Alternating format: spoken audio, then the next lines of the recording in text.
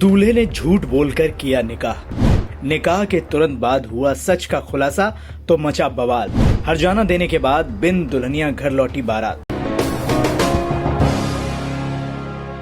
हाल फिलहाल में ही एक मामला आपको याद होगा।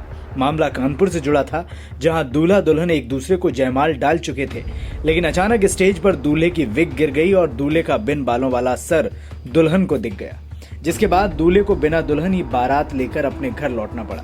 अब इसी से मिलता जुलता एक मामला जौनपुर जिले से सामने आया है, जहां निकाह कबूल होने के बाद कुछ ऐसा हुआ कि दूल्हे को बिना दुल्हनिया घर लौटना पड़ गया।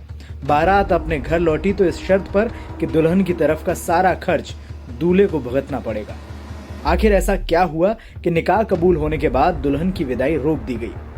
आपको बता दें कि निकाह के बाद विदाई इसलिए रोक दी गई क्योंकि दूल्हे की वो पोल खुल चुकी थी जिसे छिपाकर शादी तय कराई गई थी। दरअसल दूल्हा दिव्यांग था, लेकिन इसकी खबर दुल्हन पक्ष को नहीं थी। ऐसे में निकाह के बाद जब दुल्हन पक्ष के लोगों की नजर दूल्हे के पैर पर पड़ी तो सारा भेद खुल गया, जिसके बाद जमकर बवाल हुआ।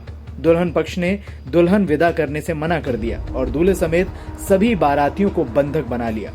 दूल्हे और उसके बारातियों को तब छोड़ा गया जब दूल्हे पक्ष ने शादी का सारा खर्च दुल्हन पक्ष को दे दिया।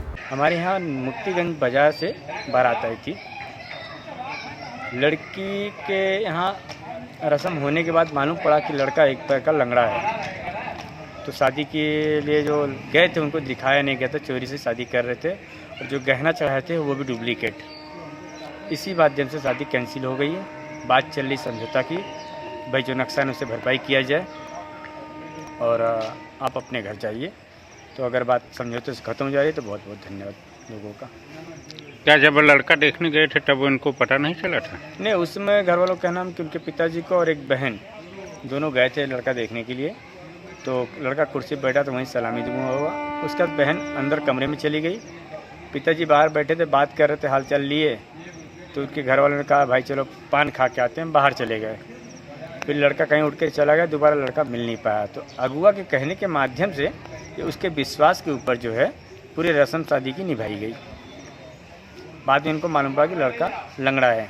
दरअसल नगर कोतवाली थाना क्षेत्र के मुफ्ती मोहल्ले के निवासी हिमायत अली के बेटे शान मोहम्मद की शादी लाइन बाजार थाना क्षेत्र के सौदनपुर गांव निवासी मोहम्मद जलील की पुत्री से तय हुई थी।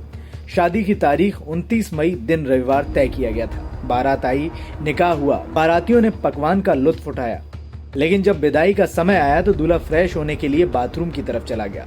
इस बीच सबकी नजर दूल्हे के पैर पर पड़ी तो ससुराल पक्ष के लोगों ने दुल्हन के कानों में खबर कर दी। उसके बाद जो हुआ आपके सामने है। Bureau report, NTTV Bharat. देश दुनिया की ताज़ा तरीन खबरों से रूबरू होने के लिए सब्सक्राइब कीजिए आपका अपना चैनल NTTV भारत।